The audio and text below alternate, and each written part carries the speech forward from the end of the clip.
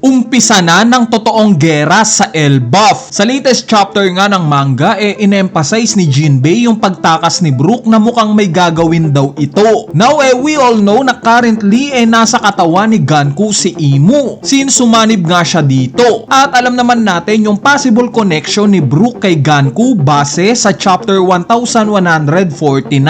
Ngayon, kung babalikan naman natin itong chapter 1142, nung time nga na tinanong ni Summer si Ganku kung ano daw bang kinakatakutan neto, ang sinagot nga ni Ganku si Nika daw, o yung Sun God Nika. At sino ba currently ang Sun God Nika? Diba si Luffy? Kaya naman itong pagdidelay nga ni Oda sa pagdating ni Luffy sa Sun World paniguradong may kinalaman sa kung paano mapapabalik sa normal itong si Ganku. Same as Brook, tingin ko itong dalawa na to ang magiging susi para mapatalsik sa katawan ni Ganku itong sumanib sa kanya na si Im Sama. Malamang sa malamang may matitrigger itong sila Brook at Luffy para mapalaya si Imu sa katawan ni Ganku at bumalik na ito sa normal. Kung ano ito exactly hindi pa nga natin ito alam sa ngayon. Bali isa nga lang yan sa pag-uusapan natin sa video na to. At yes, ito na nga yung analysis natin para sa latest chapter ng manga na chapter 1172. At para umpisahan nga itong topic natin mapunta muna tayo sa cover page. Kapansin-pansin nga si Bon Clay sa cover page na to. At ang pinaka pinag-uusapan nga ngayong linggo itong dalawang swan sa likuran niya. Dahil may suot nga itong straw hat at corona. Maraming ngang nagsasabi na possible daw na ito sila Joy Boy at Im Sama. Hindi kaya ito yung foreshadowing na okay naman talaga yung relasyon ng dalawang to during Void Century?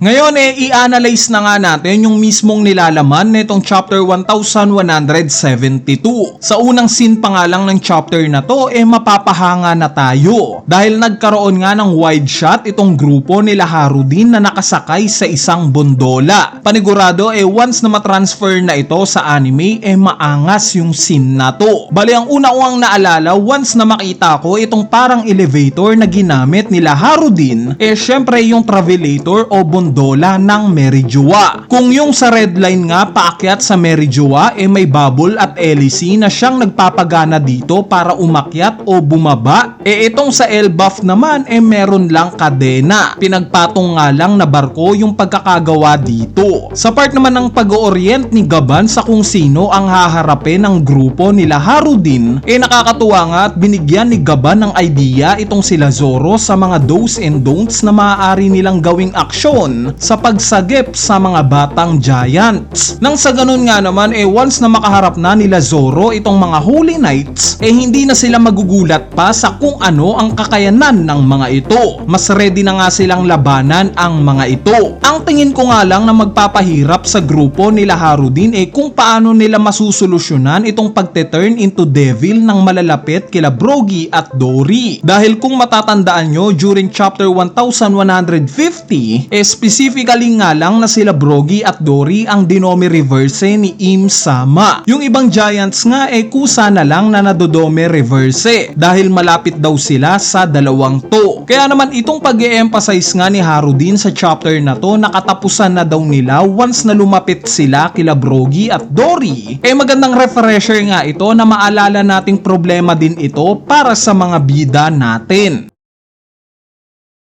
Speaking of refresher, nagpakita nga ng status ng mga karakter si Oda sa nangyayaring kaguluhan ngayon sa Elbaf. So linawin nga natin sa mapa na to kung saan papunta itong mga naunang miyembro ng Straw Hat Pirates pati na itong grupo nila Harudin. So basically ang unang ang gumalaw itong si Road. Papunta nga siya sa lokasyon ng mga batang giants. Bakit? Dahil nalaman nga niyang kasama pala sa hinostage itong kapatid niya na si Born. Sinundan nga siya nila Gerd at Goldberg. Meaning tatlo silang pupunta sa mga bata. Next si Sanji. Dahil nga sa pang-amoy niya na obviously exclusive lang kay Nami, nagbigay nga siya ng intensyon na tutulong siya sa grupo nila Nami. Next itong sila Harudin at Stansen. Base nga sa mga huling panel ng chapter na to mukhang nasa likod na nga sila ng grupo nila Brogy at Dory. Meaning papunta sila sa Western Village. At dahil nga sa nakasakay nakasakay si Zoro kay Harudin similar nga sa mga ito paniguradong tutulong rin siya na protektahan si Harul. Bali ito nga yung summary ng galaw nitong mga kakarating pa lang sa Sunworld.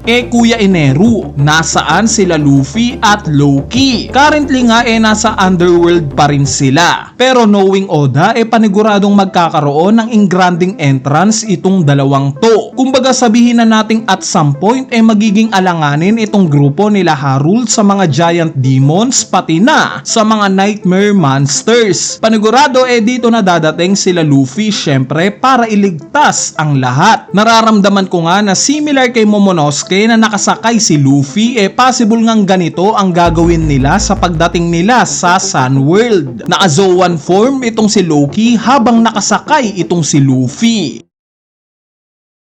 Sa part naman ng ipinakita na itong tatlong Holy Knights ang pinaka-pumukaw nga sa atensyon ko sa panel na to itong pagbabanggit ni Saint Summers na para bang tinatamad na daw siya dahil malapit nang matapos itong misyon nila. Kung matatandaan nyo sa matandang si Gaban pa nga lang wala nang binatbat itong si Summers. Paano pa kaya kung makaharap niya na itong gigil na si Zoro? Or maski itong si Sanji na may bilis similar kay Gaban? Makapag-angas pa kaya itong si Summers once na makatapat niya na itong mga pakpak ni Luffy?